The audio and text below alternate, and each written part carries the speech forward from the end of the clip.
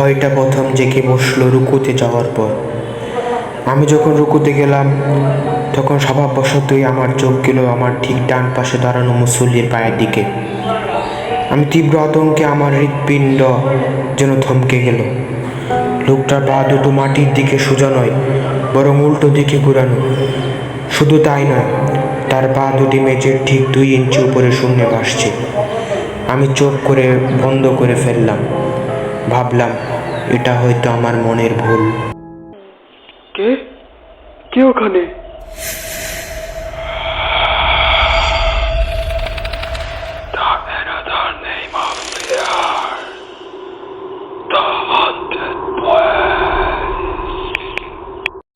Welcome back. আশা করি আপনারা সবাই ভালো আছেন, সুস্থ আছেন এবং সঠিক পথে আছেন।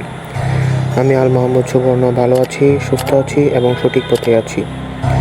দ্য হান্টেড বয়েস ইউটিউব চ্যানেলে আপনাদের সবাইকে স্বাগতম। আপনারা পাশে আছেন বলে এবং ভালোবাসেন বলেই আমরা প্রতিদিন ভিডিও ছেড়ে যাচ্ছি এবং আপনাদেরকে নতুন নতুন ঘটনা দিয়ে আপনাদেরকে উপহার দিচ্ছি। আপনারা এভাবে আমাদের পাশে থাকবেন। আমাদের ভিডিওগুলোতে লাইক করে দিন, সাবস্ক্রাইব করে দিন এবং আপনার বন্ধুদেরকে জানিয়ে দিন। চলুন আজকে একটা ঘটনা বলবো। ঘটনাটি সংগ্রহ করেছে আমাদের স্টোরি কালেক্টর মাহিদ হাসান। বেশি কথা না বাড়িয়ে চলুন ঘটনায় যাওয়া যাক। ভ্রমণের নেশা আর ছবি তোলার তাগিদে আমি আর আমার ছোটবেলার বন্ধু সাইমন প্রায়ই দেশের বাইরে চলে যাই। গত বছরের নভেম্বর মাসের ঘটনা।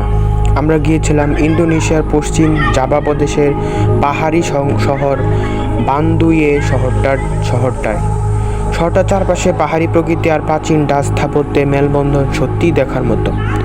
কিন্তু সেই সুন্দর শহরে যে আমাদের জীবনের সবচেয়ে হাড়হিম করা অভিজ্ঞতার মুখোমুখি হতে হবে তা আমরা স্বপ্নেও ভাবিনি। সেদিন ছিল বৃহস্পতিবার।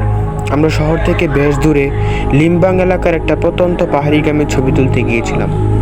চা বাগানে সূর্যাস্ত ফ্রেমবন্দি করতে করতে আমাদের খেয়ালই ছিল না যে ঘড়ি কাঁটা দ্রুত গতিতে এগিয়ে চলছে। যখন সম্বিত ফিরল তখন চারপাশটা ঘুটঘুটে অন্ধকার ডেকে গেছে। পাহাড়ি এলাকায় সাধারণত সন্ধ্যার পর ঝুপ করে অন্ধকার নেমে আসে, আর সেদিন তার সাথে যোগ হয়েছিল ঘন কুয়াশা ও গুড়ি গুড়ি বৃষ্টি। আমাদের রিসোর্টে ফেরার গাড়ি পাওয়ার কথা ছিল মূল সড়ক থেকে, কিন্তু কুয়াশা তীব্রতায় অচেনা দায় হয়ে পড়েছিল। গুগল ম্যাপেও নেটওয়ার্কেও যোগে বারবার দিক হারাচ্ছিল।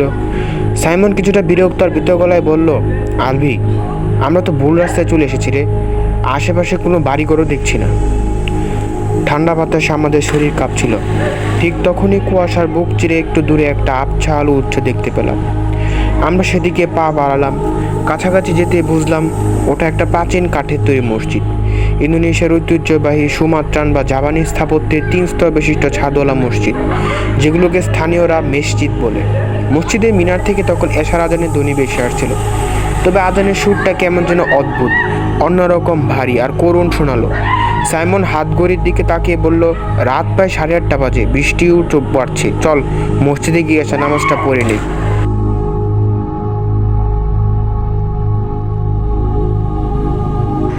একই সাথে বৃষ্টিটাও কমবে আর কারো কাছ থেকে ফেরার রাস্তাটা খুঁজে পাওয়া যাবে। আমি রাজি হলাম।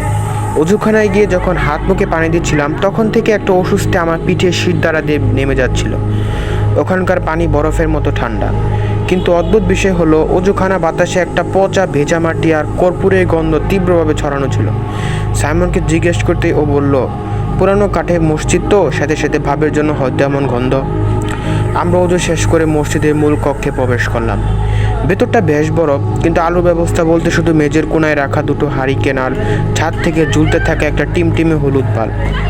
মসজিদের ভেতর তখনও আরও 4-5 জন মানুষ কাতারে দাঁড়িয়েছিলেন। তাদের সবার গায়ে ছিল ইন্দোনেশিয়ার ঐতিহ্যবাহী গাঢ় রঙের বাতিক শার্ট আর মাথায় কালো টুপি। তারা সবাই স্থির হয়ে দাঁড়িয়েছিলেন, কেউ আমাদের দিকে ফিরেও তাকালেন না। ইমাম সাহেব ততক্ষণে নামাজের তাকবীর দিয়ে দিয়েছেন, আল্লাহু আকবার। আমি আর সাইমন তাড়াহুড়ো করে পেছনের কাতারে গিয়ে দাঁড়ালাম।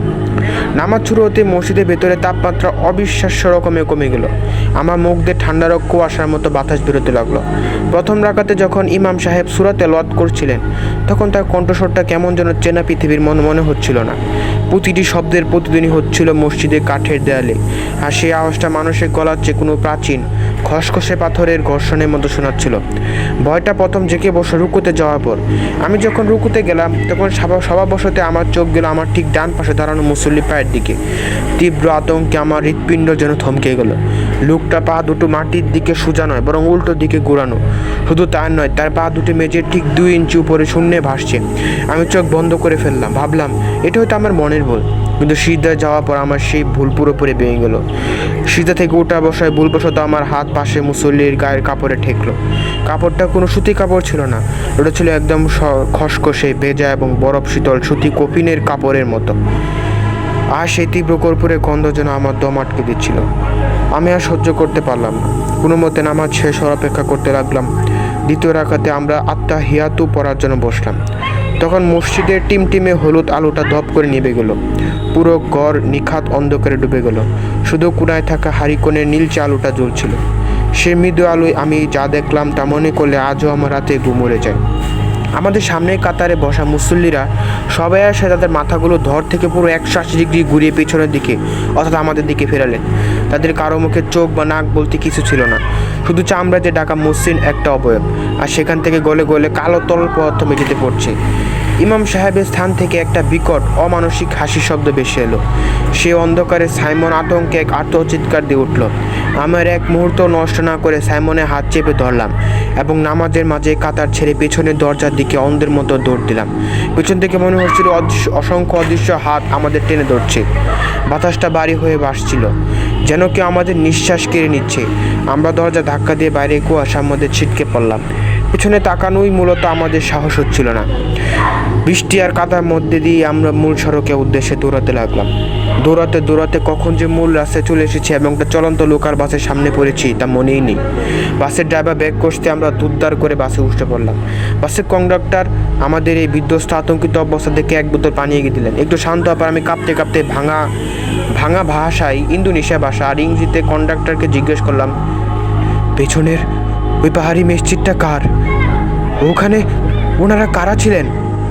আমার কথা শুনে কন্ডাক্টর আর বাসের কয়েকজন যাত্রী চমকে উঠলেন।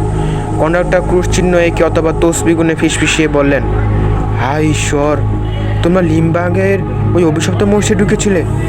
ওটা তো 2004 সালে এক ভয়াবহ ভূমিধসে পুরো ধসে গিয়েছিল। ইমাম সাহেব সহ ভিতরে থাকা 7 জন মুসল্লি জীবন্ত চাপা পড়ে মারা যান। তারপর থেকে ওই জঙ্গল ঘেরা ধ্বংসস্তূপে কোনো মসজিদ নেই। কিন্তু অবসা রাতে বা বৃহস্পতিবার রাতে অনেক প্রচলিত মানুষ ওখানে একটা ভূতের মসজিদ দেখতে পায়। স্থানীয়রা ওকে বলে মসজিদে গায়েব বা গোস্ট মস্ক। যারা ওখানে জামাতে নামাজ পড়তে ঢুকে তাদের অনেকেই আর কোনোদিন ফিরে আসে না। আমরা সেদিন রাতে বাংদুং ছেড়ে জাকার্তায় চলে আসি এবং পরে ফ্লাইটে দেশে ফিরে আসি।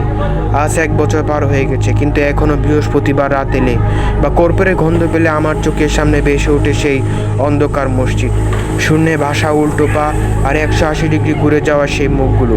সাইমন তো এখনও মাঝরাতে আতঙ্কে চিৎকার করে ঘুম থেকে জেগে ওঠে। ইন্দোনেশিয়ার শেষ জামাতের স্মৃতি আমাদের তাড়া করে বেড়াবে আজীবন। আশা করি আপনাদের সকলের ঘটনাটি ভালো লেগেছে। যদি আপনাদের কারোর সাথে এরকম কোনো ঘটনা থাকে তাহলে এখনই পাঠিয়ে দিন almahmudsuborno@gmail.com। স্পেলিংটা একটু খেয়াল রাখবেন, almahmudsuborno@gmail.com। আমরা চলে যাচ্ছি, দেখা হবে পরবর্তী কোনো ঘটনায়।